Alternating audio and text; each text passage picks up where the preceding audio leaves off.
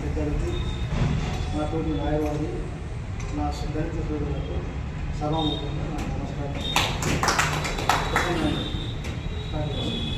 ముందుగా శ్రీ జగన్ శ్రావణకుమార్ గారు మాజీ హైకోర్టు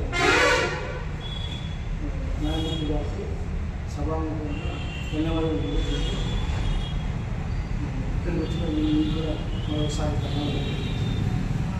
ఈరోజు ఈ నేటి సమాజంలో విద్యా వైద్యం రెండు ప్రైవేటీకరణ చేస్తే ముందుగా నష్టపోయేది ఎస్సీ వాళ్ళు. ప్రతిదీ ప్రైవేటీకరణ చేసుకుంటూ పోతే ఇప్పుడు వైద్యం చాలా అందరినీ దాక్షగా మారిపోయింది. ప్రతి ఒక్క వీధి వాళ్ళు కూడా అది ప్రైవేటీకరణ చేసి మీరు డబ్బులు పే చేసి వైద్యం చేయించుకుంటే మధ్యతరగతి వాళ్ళు చేసుకునే పరిస్థితుల్లో లేరు. అలాంటి వాళ్ళు మన వాళ్ళు బీపీఎల్ కింద ఇల్లు ప్రాపర్టీ కింద వాళ్ళు అసలు చూపించుకునే పరిస్థితుల్లో కూడా కావున గవర్నమెంట్ వాళ్ళు ఈ మెడికల్ కాలేజీ ప్రైవేటీకరణ చేసేది ఒకసారి చేసుకోవాలని సభాముఖంగా కోరుకుంటూ, అలాగే భవిష్యత్తులో కూడా ఈ విద్యా వైద్యం అనేది ఎప్పటికీ ఫ్రీగా ఉంటే కూడా ప్రజలకు బాగుంటుంది. అందులో ఎస్సీ ఎస్టీ వాళ్ళు ఈ శిల్పకి ఏం కూడా నష్టపోయింది. కావున ఒకసారి ఇప్పుడున్న ఆలోచించవలసిందిగా తెలియజేస్తూ, అలాగే ఈ కార్యక్రమానికి ఇచ్చేటటువంటి దళిత సోదరులకు మన వాళ్ళు ప్రతి ఒక్కరూ పిల్లల ఆరోగ్యం ఫస్ట్ చదివించుకోవాలి. చదువు అనేది మనకు ఎకరాల భూములు ఏమి లేకపోయినా కూడా చదివించుకుంటూ వాళ్ళు లేకపోతే చదువుకొని వాళ్ళు జీవించేదానికి భవిష్యత్తులో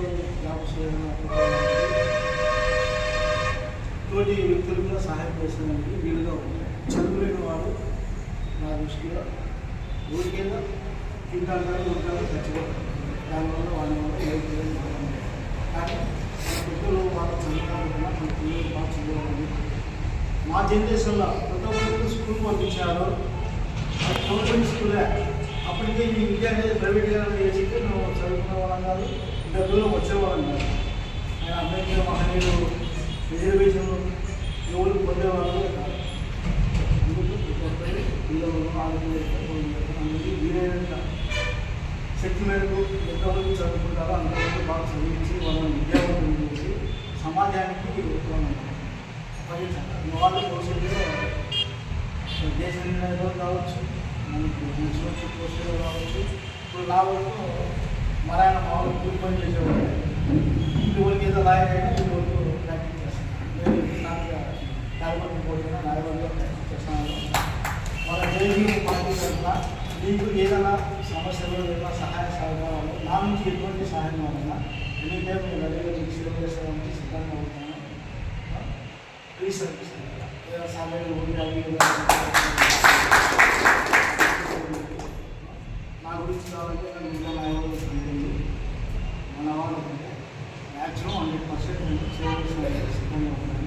సమాజంగా తెలియజేస్తూ మరొకసారి ఈ క్రీడా సాధించడం న్యాయవాది గారికి పార్టీ